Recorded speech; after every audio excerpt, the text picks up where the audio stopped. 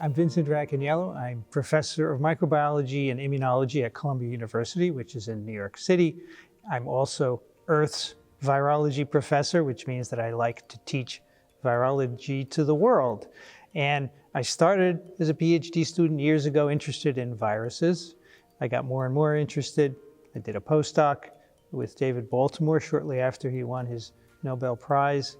And then in 1982, I went to Columbia University, was lucky enough to start my own lab, and I've been there ever since, working on viruses, teaching, writing about viruses, more recently doing podcasts and videos, because I think everybody needs to know about viruses. They're just the coolest things on the planet.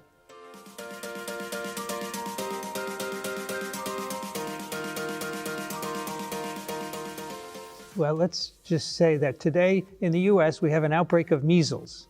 This is an infection that can be completely prevented by vaccination, and there are a lot of people in this country who don't want the vaccine, they don't think it's safe, they have all these reasons not to. They are running the dialogue. It's an anti-science, anti-fact dialogue, and the scientists are silent. That's just one example. Climate change is another. Scientists need to get out there and have their voices heard. And there are a lot of scientists in the world, and if they all spoke up and communicated even a little bit, they would drown out the naysayers, the anti-science naysayers. So that's just one reason I think scientists need to communicate. And 10 years ago, I started communicating because I knew that we had to do this. I started by actually writing a textbook. I got involved in a textbook called Principles of Virology with a team of virologists, and it was written in a different way where we focused on principles, not specific viruses. So I had to learn about a lot of different viruses. And after that experience, I knew a lot about many, many more viruses than I ever had in my whole career. So I decided to start blogging. That was back in 2006. Blogging was already becoming easy. And I said, this would be perfect. I take excerpts from the book and just put them on the blog. And I started doing that, and I was amazed that people started reading and they started commenting and started asking questions. And I'm still doing that to this day. I write one post a week, and we get hundreds of thousands of visitors every month who are curious about viruses.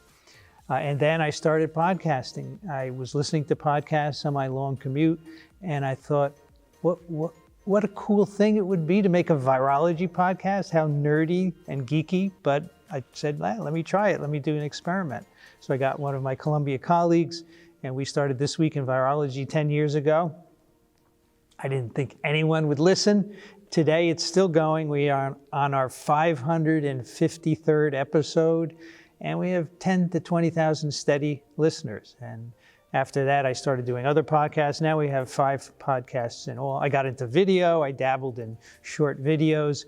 And then I started teaching a virology course to undergraduates, and I recorded all the lectures. I put them on YouTube, and they get tens of thousands of views.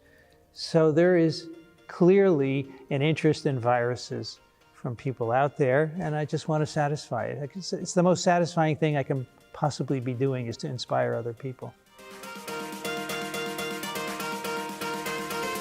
Open science in virology can push the field forward because you put your data online, other people could use it and maybe gain insights that you haven't. To think that you can do everything is totally against the whole philosophy of science, but that's the way science has been run for many, many years. We think we can do it all, and our egos are driven by it and so forth, but it's really not for you. It's not about the scientists. It's about finding answers to questions and letting humanity benefit from it. So if you put your data out there, other people can work with it in ways you may not have thought about to come up with new therapies, new treatments, and new understanding of diseases, because in the end, it's all about helping humanity.